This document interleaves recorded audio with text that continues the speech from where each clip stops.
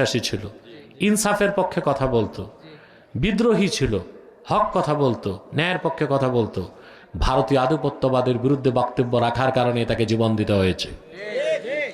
এই মুহূর্তে শরীফ ওসমান হাদির মৃত্যুকে কেন্দ্র করে দেশে নাশকতা না করে বরং আমাদের উচিত ভারত বিরোধী ডানপন্থী ইসলামপন্থী সব শক্তিকে এক প্ল্যাটফর্মে আসা আর ঘোষণা দেওয়া বাংলাদেশে আর ভারতের দালালি যারা করে তাদের রাজনীতি চলবে না। কাফের মুশরিক আমাদের বন্ধু হতে পারে না। কাফের মুশরিকদের সাথে আমাদের সম্প্রীতির সম্পর্ক, ভ্রাতৃত্বের সম্পর্ক, বন্ধুত্বের সম্পর্ক হইতে পারে না। পারে সামরিক চুক্তি, হতে পারে ব্যবসায়িক চুক্তি। এই যে ভারতকে আমরা বন্ধু বানাতে চাই, ভারত বন্ধু হবে? কথা বলে না।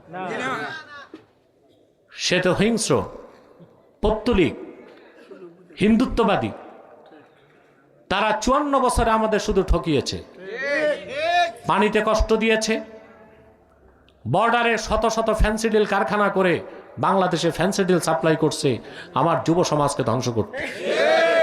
কাঁটাতারের বেড়া দিয়ে এদেশ থেকে মানুষ যাওয়া বন্ধ করেছে, পাখির মতো গুলি করে মানুষ হত্যা করেছে। গত 16 বছরে ফেসিবাদ যত নির্যাতন করছে তার পিছনে ভারতের হাত ছিল, আর ভারতের মাথার উপর ছিল আমেরিকার হাত। কাফের মুশরিক কেউ আমাদের বন্ধু নয়। দেশের পক্ষে কথা বলবে, হত্যা করবে, ভারত বিরোধিতা করবে, হত্যা করবে। আজ দুঃখ নিয়ে বলছি শরীফ ওসমান হাদির কথা। দেশের পক্ষে কথা বলতে যে, ভারতীয় আধিপত্যবাদের বিরুদ্ধে বক্তব্য রাখতে যে এই ছেলেটি জীবন দিল।